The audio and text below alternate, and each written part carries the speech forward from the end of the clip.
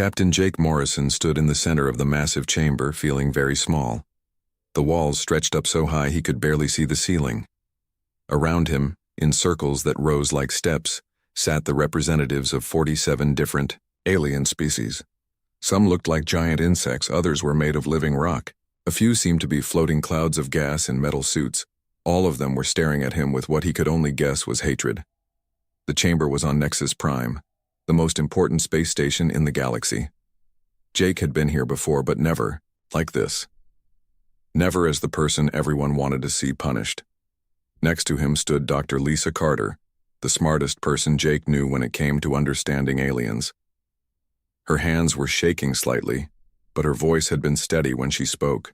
Earlier, behind them, watching through a video link from Earth, Admiral Rick Sullivan waited to hear what would happen to the human race.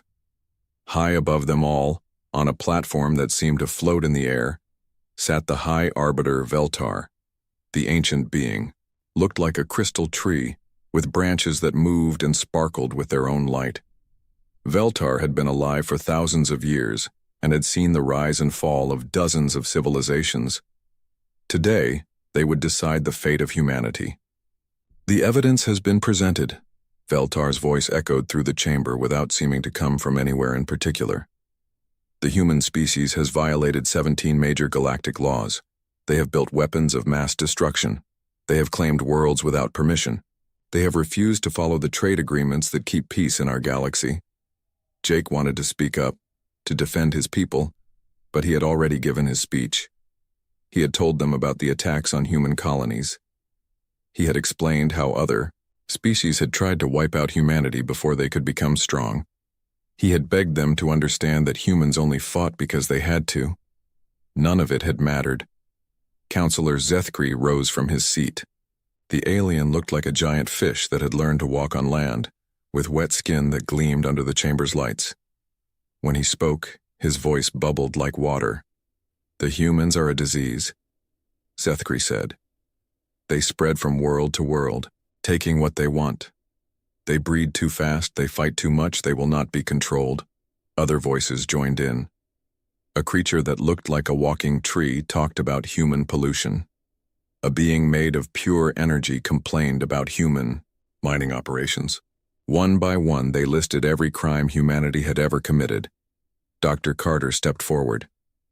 "Please listen to me," she said. "You are making a terrible mistake. Humans are not evil. We are just trying to survive in a galaxy that has been hostile to us from the day we left Earth. Every action you call a crime was a response to an attack on our people. Survival," hissed a snake-like alien from the upper levels. "Always they speak of survival. But they do not just survive. They conquer, they destroy, they take what belongs to others." "Because you never gave us a choice," Jake finally shouted, unable to stay quiet any longer. "From the moment we made contact with galactic civilization, you treated us like barbarians. You refused to trade with us fairly. You sold weapons to pirates who attacked our colonies. You expected us to follow your laws while you ignored our suffering." The chamber erupted in angry sounds. Clicks and buzzes and roars filled the air. Veltar raised one crystalline branch and silence fell instantly. "The human speaks of suffering," the High Arbiter said. "But what of the suffering humans have caused? What of the worlds they have strip-mined? What of the species they have displaced? What of the ships they have destroyed? What of the children they murdered on Colony 7? Jake shot back. "What of the poison gas attacks on New Denver? What of the slave raids on the farming worlds? We have defended ourselves against monsters and you call us criminals for it." Dr. Carter put a hand on Jake's arm, trying to calm him down. She looked up at the assembled aliens with eyes that held both sadness and warning. "If you do this," she said quietly, "if you banish humanity from civilized space, you will regret it. You think you are solving a problem, but you are creating a much bigger one. Humans do not give up. Humans do not fade away. Push us into the darkness, and we will make the darkness our home. Give us enemies, and we will become your worst nightmare." Laughter echoed through the chamber. Not human laughter, but the alien sounds that served the same purpose. They thought Dr. Carter was making an empty threat.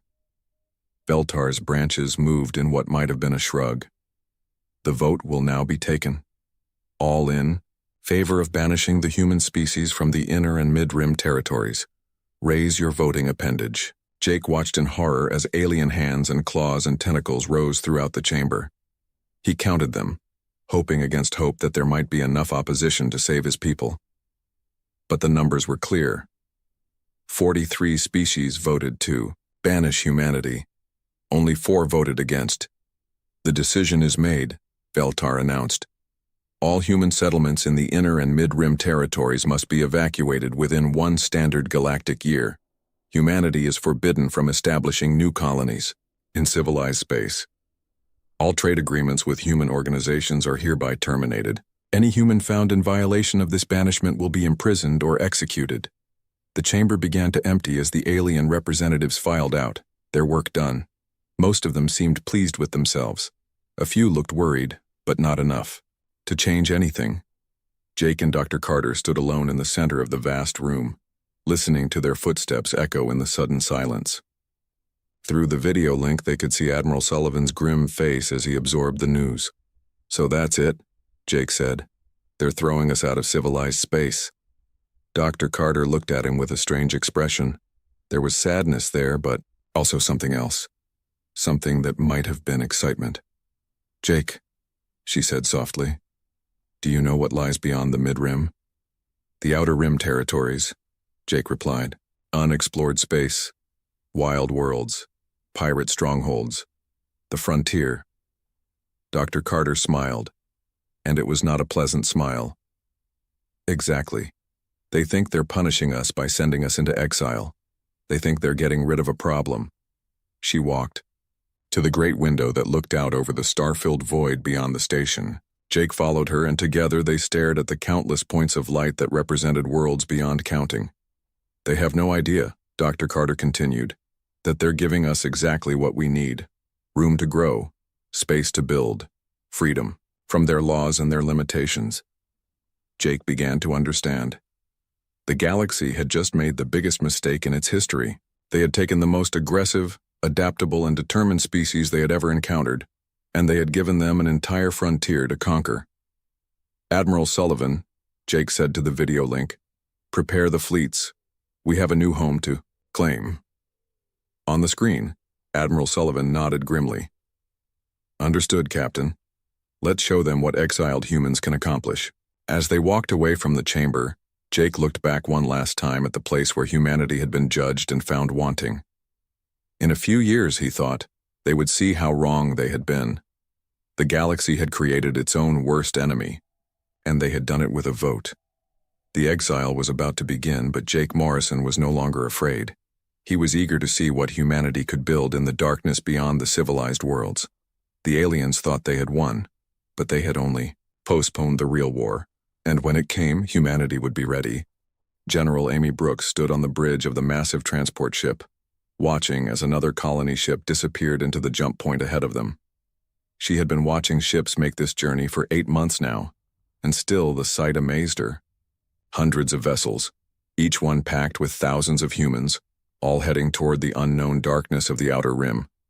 It was the biggest movement of people in human history. Over 200 million colonists had to be moved from their homes, in civilized space, to new worlds that most of them had never even seen. The Galactic Council had given humanity 1 year to pack up and leave. Amy had promised to do it in 10 months. "General, the new Boston is requesting permission to jump," her aide reported. Amy nodded. "Tell Commander Walsh he's cleared for departure, and remind him to keep his scouts active. We still don't know what's waiting out there." The new Boston was one of the largest colony ships in the fleet. It had started life as a military battleship, but Amy's engineers had gutted it and rebuilt it to carry 15,000 colonists and all their supplies. Commander Steve Walsh was a good man, steady and careful. If anyone could get those people to safety, it was him. Amy turned to look at the tactical display that showed the entire migration. Red dots marked the ships that were still loading passengers. Green dots showed the ships that were already traveling to their new homes. Blue dots marked the ships that had already arrived and were setting up colonies. There were a lot of red dots still, but fewer every day. "Ma'am," another officer called out. "We're getting reports from the advanced scouts. Commander Garcia says he's found something interesting." Amy smiled. Tony Garcia was a former smuggler who knew the hidden paths through space better than anyone. When the government had offered pardons to criminals who would help with the migration, Tony had been the first to volunteer. His knowledge of secret routes and hidden bases had been invaluable. "Put him through," Amy ordered. Tony's face appeared on the main screen. He was grinning, which usually meant he had found something valuable. "General, you're going to want to see this," Tony said. "I've been exploring the Kepler system, about 3 days from the main convoy route. There's a planet here that's almost perfect for colonization. Good atmosphere, plenty of water, and something else." "What else?" Amy asked. "Ruins. Big ones. Looks like some ancient civilization built a huge city here, then just disappeared. The technology is way beyond anything we've seen. If we can figure out how it works, it could change everything." Amy felt a spark of excitement. The outer rim was supposed to be empty, but the scouts kept finding traces of dead civilizations. Most of them were just ruins, but some still had working technology. The aliens in the inner systems had kept these discoveries secret, but now humanity would have access to them. "Set up a research team," Amy told Tony. "But keep it quiet. We don't want word getting back to the council." "Already on it, General. Dr. Kevin Lee is on his way with a full terraforming team. He says he can have the planet ready for colonists in 6 months." Amy nodded. Dr. Lee was a miracle worker when it came to making hostile worlds livable. He used techniques that other species called dangerous, but they worked fast. Human colonies could be established in months instead of years. As Tony's transmission ended, Amy looked at the migration status again. They were ahead of schedule, which was good. But she knew the real challenges were just beginning. The outer rim was not empty. It was full of pirates, criminals, and worse things that had been driven out of civilized space. Her thoughts were interrupted by an urgent message from the forward scouts. "General Brooks, this is Captain Nick Foster aboard the Defiance. We've got a problem." Amy had been expecting this. "What kind of problem, Captain?" "Pirate fleet, ma'am. About 50 ships, all armed. They're blocking the jump point to the Titan system. They're demanding tribute from any human ships that want to pass." Amy felt her anger rise. The pirates thought humans would be easy targets, refugees who would pay anything to reach safety. They were about to learn how wrong they were.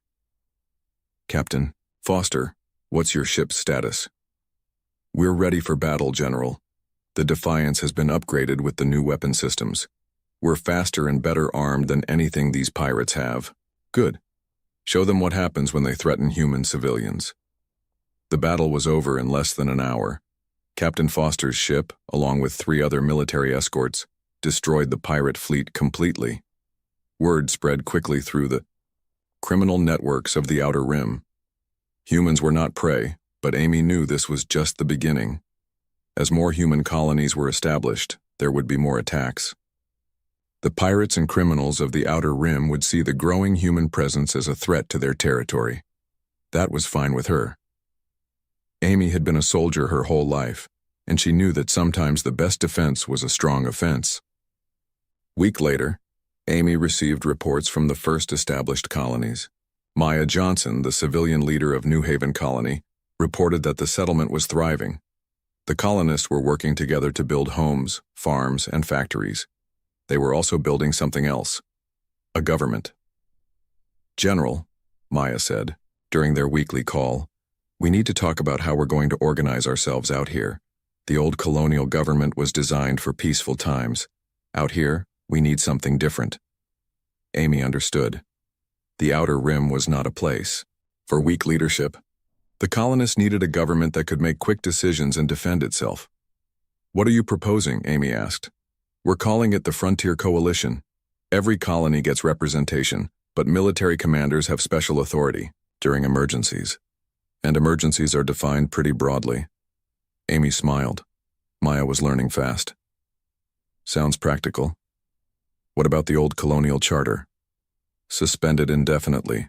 The Galactic Council banished us from civilized space, so we're not bound by civilized laws anymore. We make our own rules now. Over the following months, Amy watched as the human colonies in the Outer Rim grew stronger. Dr. Lee's terraforming teams worked miracles, turning barren worlds into garden planets. Tony Garcia's network of smugglers and scouts established supply lines that connected the scattered colonies. Maya Johnson's Frontier Coalition grew into a real government, one designed for the harsh realities of frontier life. But most importantly, the colonies were learning to defend themselves. Every attack by pirates or criminals was met with swift and brutal retaliation. Human military technology, freed from the restrictions of galactic law, advanced rapidly. New weapons, new ships, new tactics were developed and tested in real combat. Amy received regular reports from Admiral Rick Sullivan back on Earth. The home government was watching the Outer Rim colonies with growing interest. What had started as a desperate evacuation was turning into something much more significant. "Amy," the Admiral said during one of their secure calls, "what you're building out there is impressive. But I'm getting reports that some of the inner system governments are getting nervous. They're starting to realize that banishing us might not have been their best idea." Amy looked out at the stars beyond her command ship.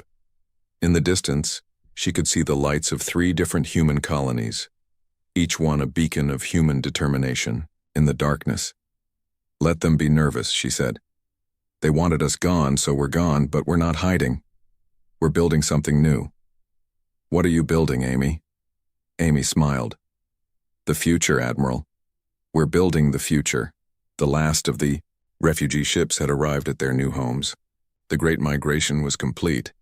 But Amy knew it was not really an ending, it was a beginning. Humanity had been thrown into the wilderness, but they had not just survived. They had claimed it. Standing on the bridge of her command ship, watching, as human colonies spread across a dozen star systems, Amy felt a sense of pride. The Galactic Council had tried to destroy humanity by banishing them. Instead, they had given humans exactly what they needed: space to grow, freedom to innovate, and enemies to unite against. The exile was over. The real work was just beginning. Admiral Jack Miller stood on the command deck of the battleship Freedom, watching as his fleet moved into attack formation. Below them, the pirate stronghold of Black Rock Station hung in space like a metal spider. For 3 years, the pirates had used this base to launch attacks on human colonies. Today that would end. "Admiral, all ships report ready," his communications officer announced. Jack nodded. "Begin the attack. Show them no mercy." The human fleet opened fire with weapons that the pirates had never seen before. Beams of pure energy cut through the station's shields like they were made of paper. Missiles that could think for themselves hunted down fleeing pirate ships.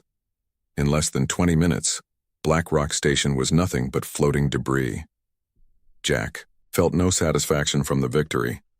It was just another job that needed doing. 5 years of constant warfare had taught him that the only way to keep human colonies safe was to make their enemies afraid to attack them. The Outer Rim had changed him. It had changed all of them.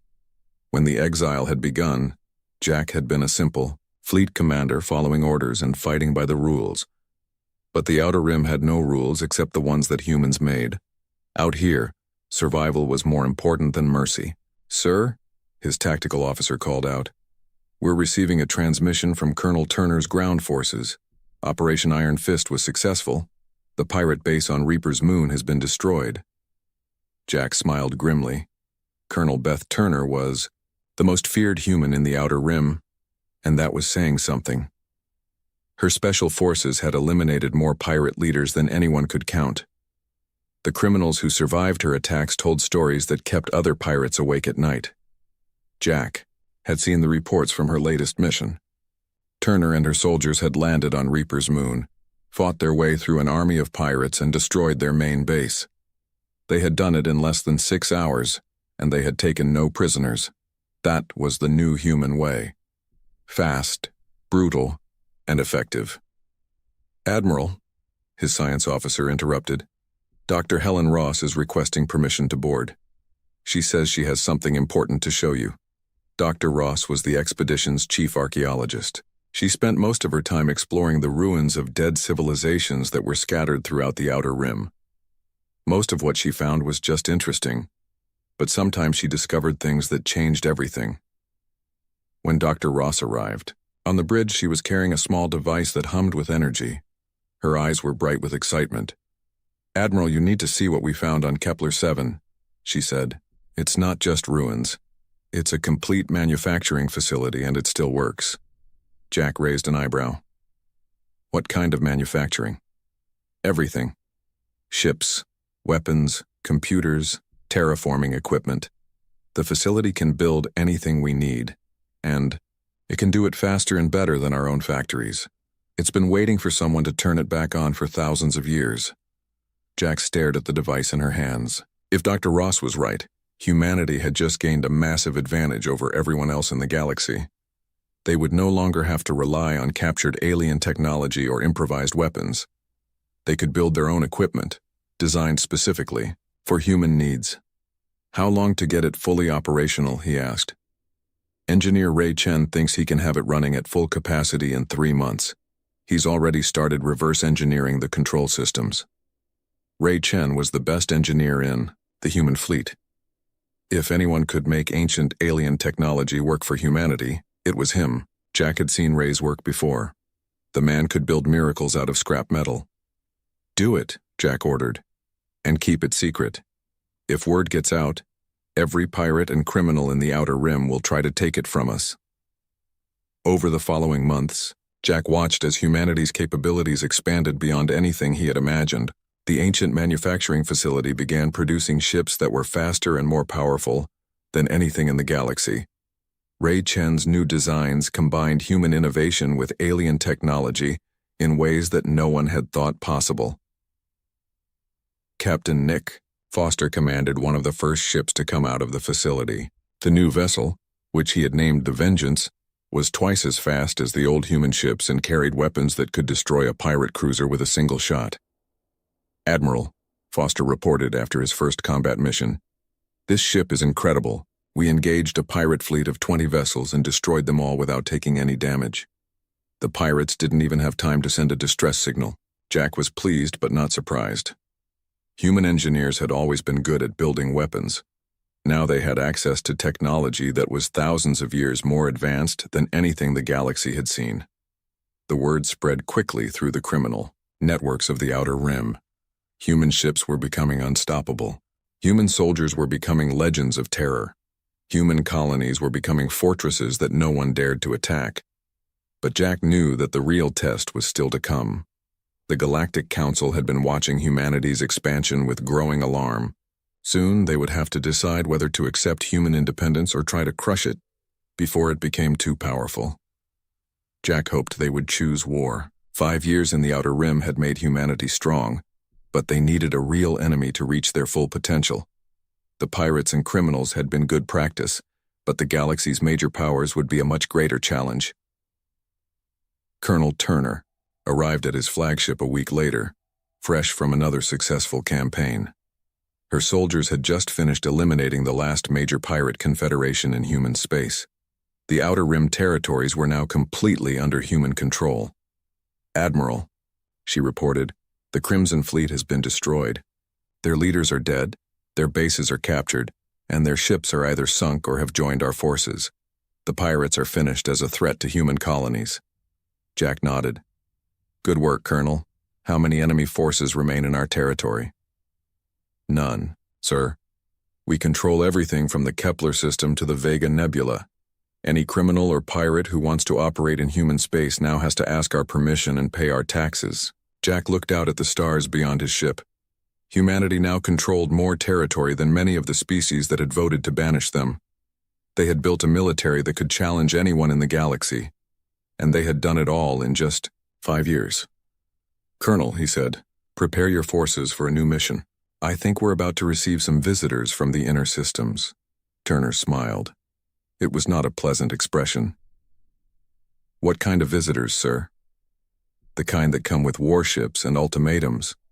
The Galactic Council is starting to realize that banishing us was a mistake. They're going to try to correct that mistake before we become too powerful to stop." "And what will our response be?" Jack turned to look at her. and his eyes were as hard as the metal of his ship. "We're going to show them that they're already too late." The transformation was complete. Humanity had entered the outer rim as refugees, scared and desperate. They were leaving it as conquerors, armed with the best technology in the galaxy and hardened by years of constant warfare. The exile had ended. The return was about to begin. Fleet Admiral Dan Cooper stood on the bridge of the massive battleship Retribution, watching as his invasion fleet dropped out of hyperspace at the edge of the Centauri system. 150 human warships spread out in perfect formation, their weapons already charging for battle. Centauri had been a human colony once before the exile.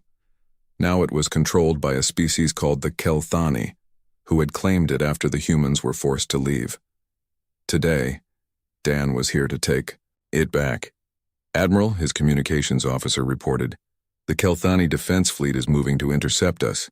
30 ships, older designs." Dan smiled coldly. "Tell them they have one chance to surrender the system peacefully. If they refuse, we will take it by force." The response came back quickly. The Kelthani commander was angry and defiant. He demanded to know by what right humans dared to enter civilized space. He threatened to call the Galactic Council for help. "Tell him," Dan said calmly, "that we don't recognize the authority of the Galactic Council anymore, and tell him he has 5 minutes to evacuate the system before we open fire." The Kelthani chose to fight. It was a mistake they would not live to regret. The battle lasted less than an hour. Human ships, built with ancient alien technology and human innovation, tore through the Kelthani fleet like paper. Their weapons were more powerful, their shields were stronger, and their tactics were perfected by years of constant warfare. When it was over, Centauri was human again. Captain Lisa Morgan watched the battle from her stealth ship, hidden in the asteroid belt. As the fleet's intelligence officer, her job was to gather information about enemy capabilities and send reports back to the Frontier Coalition government. What she saw impressed her. The human fleet was not just powerful, it was professional. Every ship knew exactly what to do. Every weapon fired at the perfect moment. Every maneuver was executed flawlessly. 10 years in the Outer Rim had transformed humanity into something the galaxy had never seen before. They were no longer the desperate refugees who had been banished from civilized space. They were conquerors, and they were very good at their job. Lisa activated her encrypted communication link and sent her report to President Sam Davis on Haven's Gate, the capital world of human space. "Mr. President," she transmitted, "the Centauri. Operation was successful. Total human casualties 0. Enemy casualties, complete destruction of their fleet. We now control the gateway to the mid-rim."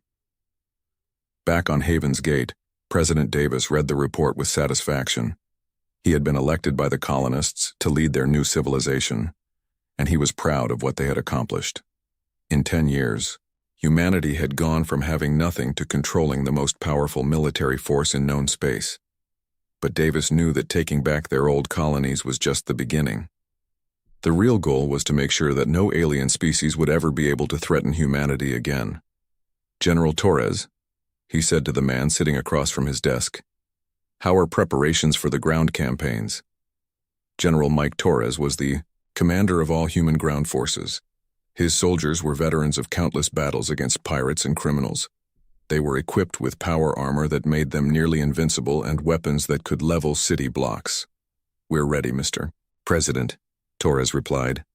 "My troops are eager to reclaim the worlds that were stolen from us. The aliens who moved into our old colonies think they can just keep what they took. They're about to learn otherwise." Davis nodded. "Remember, General, we're not interested in genocide. Any aliens who surrender and accept human authority can stay.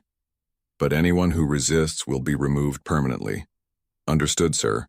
My soldiers know the difference between enemies and potential citizens." Across the galaxy, Ambassador Kate Williams was meeting with terrified alien governments who were just beginning to understand what they were facing. She had been traveling from system to system, offering them a simple choice: join the growing human empire peacefully, or be conquered by force. Most of them chose to negotiate. "Ambassador Williams," the Zephyrian Prime Minister said nervously, Surely we can reach some kind of agreement. The Zephyrian Republic has always been neutral in galactic conflicts. Kate smiled politely. Of course, Prime Minister. Humanity has no quarrel with peaceful species who respect our sovereignty. All we ask is that you recognize human authority in this region of space and agree to our trade terms. The Prime Minister looked relieved. And what are your trade terms? Simple. You provide us with raw materials and agricultural products. We provide you with protection from pirates and access to our advanced technology. Everyone benefits. What the Prime Minister didn't understand was that the trade terms were designed to make the Zephyrian Republic completely dependent on human goodwill. Within a few years, they would be a human client state in everything but name. Kate had made the same offer to dozens of alien governments. Most of them accepted, grateful to avoid the fate of species that had chosen to resist. A few tried to fight, but they quickly learned that human military power was overwhelming. The word spread quickly through the civilized galaxy. Humanity was back, and they were stronger than anyone had imagined. The species that had voted to banish them 10 years ago were now scrambling to make peace before the human fleets reached their home systems. Admiral Cooper received new orders every week.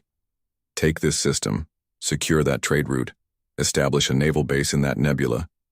The way, human expansion was systematic and unstoppable. Admiral, his chief of staff reported, we're getting reports from our intelligence networks. The Galactic Council is in emergency session. They're trying to organize a coalition to stop our expansion. Cooper laughed. Let them try. How many ships can they put together? Intelligence estimates about 3,000 ships from all the major powers combined. But they're using outdated technology and they've never fought as a unified force. And how many ships do we have? 800 in the main fleet plus another 200 scattered across our territory for defense. Cooper did the math in his head. The aliens had more ships, but that didn't matter.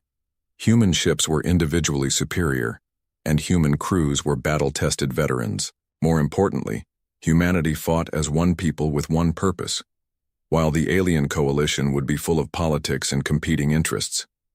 Send a message to President Davis, Cooper ordered. Tell him that if the Galactic Council wants a war, we're ready to give them one. Captain Morgan continued her intelligence gathering, moving invisibly through enemy territory and reporting on alien military preparations. What she saw confirmed what everyone in the human government already knew. The galaxy was not ready for the new humanity. The aliens were still thinking in terms of the old galactic order, where conflicts were settled by politics and compromise.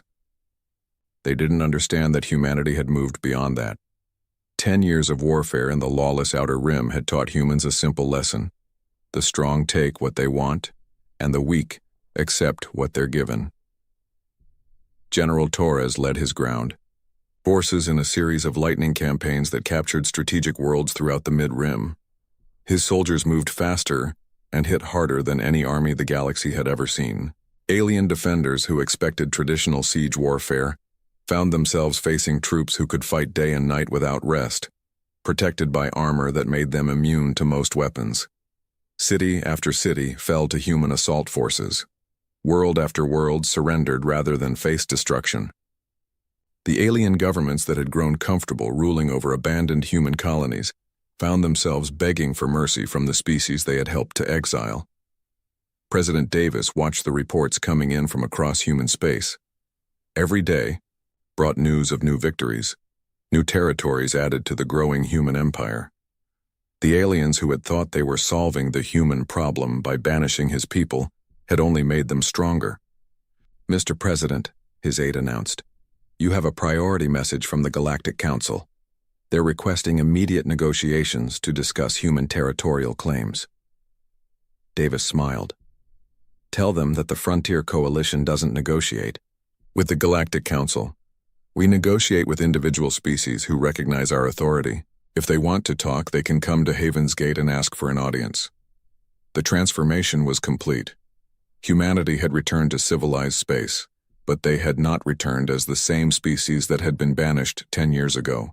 They had returned as conquerors, masters of their own destiny, and they would never again bow to alien authority. The exile was over. The age of human dominance had begun. Supreme Admiral Chris Allen stood on the command deck of the colossal battleship Dominion, watching as the largest fleet in galactic history prepared for the final battle. Behind him stretched 2,000 human warships, each one a masterpiece of technology and destruction. Ahead of them, defending the capital world of Nexus Prime, waited the combined forces of the Galactic Council. It had taken 15 years, but humanity had finally come home. Admiral, his communications officer reported, Chancellor Stone is requesting a final status report before the attack begins. Chris smiled. Chancellor Emma Stone had led humanity through its greatest transformation. Under her leadership, the scattered colonies of the Outer Rim had become the Terran Dominion, the most powerful empire the galaxy had ever seen. Tell the Chancellor that all fleets are in position. The enemy has approximately 4,000 ships, but they're using technology that's decades behind ours. This will be a massacre, not a battle. The truth was exactly that simple. 15 years of constant warfare and technological advancement had made human ships superior to anything else in space. The aliens had spent those same years living in peace, letting their military capabilities decay while they argued about politics. Dr. Alex Parker watched the preparations from his laboratory ship at the rear of the fleet. He had spent the last 5 years perfecting humanity's ultimate weapon, the terraform device. It could reshape entire worlds in a matter of days, turning hostile planets into perfect human colonies. But today, Dr. Parker was more interested in the weapon's other capability. The same technology that could create worlds could also destroy them. If the Galactic Council refused to surrender, he was prepared to demonstrate what happened to species that opposed humanity. Dr. Parker, his assistant, called out, "The device is fully charged and ready for deployment. Target coordinates are locked on Nexus Prime." Alex nodded grimly. He hoped they wouldn't need to use it. Destroying the galactic capital would send a message that could never be taken back. But if the aliens forced humanity's hand, Alex was ready to pull the trigger. Fleet Captain Joe Martinez commanded the lead assault group as they approached the enemy defensive line. His ships were the newest and most advanced in the human fleet, built in the massive shipyards that now covered dozens of worlds in human space. "All ships, this is Captain Martinez," he announced over the fleet communications. "Remember what we're fighting for. These aliens tried to destroy us by sending us into exile. Instead, they made us stronger than they ever imagined. Today, we show them the price of their mistake." The battle began when the alien fleet opened fire at maximum range. Their weapons were powerful, but they moved slowly and could be easily avoided by human ships. The humans waited until they were close enough to guarantee perfect accuracy, then returned fire. The difference was shocking. Human weapons cut through alien shields like they were made of paper. Human ships moved faster than the aliens could track. Human tactics, perfected by 15 years of constant fighting, overwhelmed the enemy formations completely. In the first hour of battle, the humans destroyed over 1,000 enemy ships, while losing only 12 of their own. Supreme Admiral Allen watched the destruction with professional satisfaction. The aliens had gathered every ship they could find, calling in favors from species that had never fought together before. Their fleet was impressive in size, but it was a collection of individual forces rather than a unified military. Humanity, by contrast, fought as one people with one purpose. Every ship knew exactly what to do. Every captain trusted the others completely. Every weapon fired at the perfect moment. "Admiral," his tactical officer reported, "enemy resistance is collapsing. Their command ships are requesting permission to surrender." "Denied," Allen replied coldly. "Continue the attack until they are all destroyed, or they surrender unconditionally." The message was clear. Humanity would accept nothing less than total victory. Chancellor Stone received updates on the battle from her command center on Haven's Gate. Each report brought news of another enemy fleet destroyed, another alien stronghold captured. The species that had voted to banish humanity 15 years ago were being systematically crushed by the empire they had created. "Chancellor," her aide announced, We're receiving a priority transmission from High Arbiter Veltar on Nexus Prime. The Galactic Council is requesting immediate negotiations. Emma smiled coldly. Tell the High Arbiter that the Terran Dominion doesn't negotiate with criminal organizations. If the Council wants to discuss surrender terms, they can do so after their fleet is destroyed. The battle for Nexus Prime lasted 3 days. When it was over, the combined galactic fleet had been completely annihilated. Human ships now surrounded the capital world of the old galactic government, their weapons trained on the planet's surface. Ambassador Paul Green, humanity's final envoy to the Galactic Council, walked through the halls of the Great Assembly Building, where Jake Morrison had been condemned 15 years earlier. The chamber that had once held representatives of 47 species now contained only a handful of survivors. High Arbiter Veltar still sat on the floating platform, but the ancient being's crystalline branches were dim and lifeless. Around the chamber, the few remaining alien delegates sat in stunned silence. Honored delegates, Paul began, his voice echoing in the nearly empty space. I bring greetings from Chancellor Stone and the Terran Dominion. 15 years ago, you voted to banish humanity from civilized space. You believed you were solving a problem. He paused, looking around at the faces of the beings who had sealed their own fate with that vote. You were wrong. You didn't solve a problem. You created your worst nightmare. You took a species that only wanted to live in peace and you forced us to become conquerors. You gave us the time and space we needed to grow strong. You united us against a common enemy. You taught us that the only law in this galaxy is the law of strength. Veltar's voice was barely a whisper. What do you want from us? Paul's smile was not pleasant. We want what we've always wanted: recognition, respect, and security for our people. The difference is that now, we have the power to take these things whether you give them to us or not. He gestured toward the window where human warships could be seen patrolling the space around Nexus Prime. The Galactic Council is dissolved.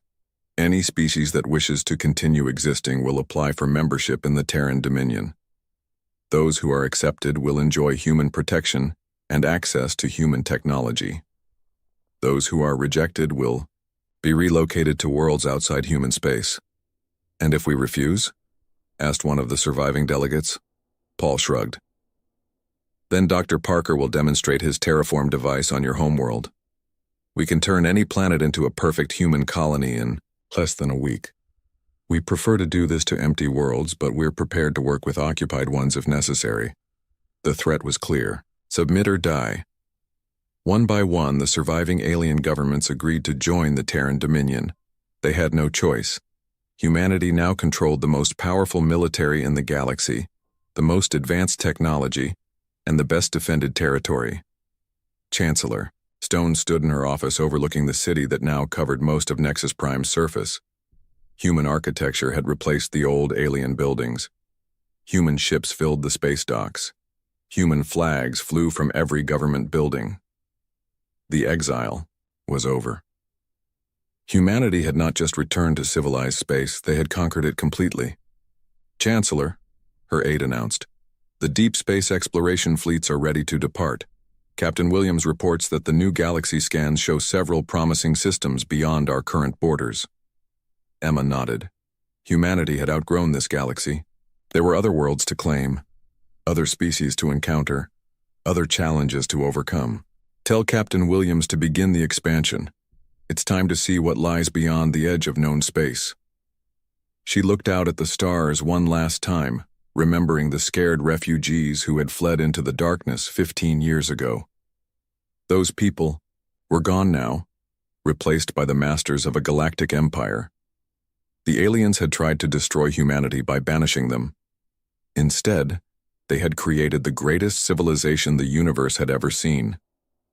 The exile was complete. The universe belonged to humanity now.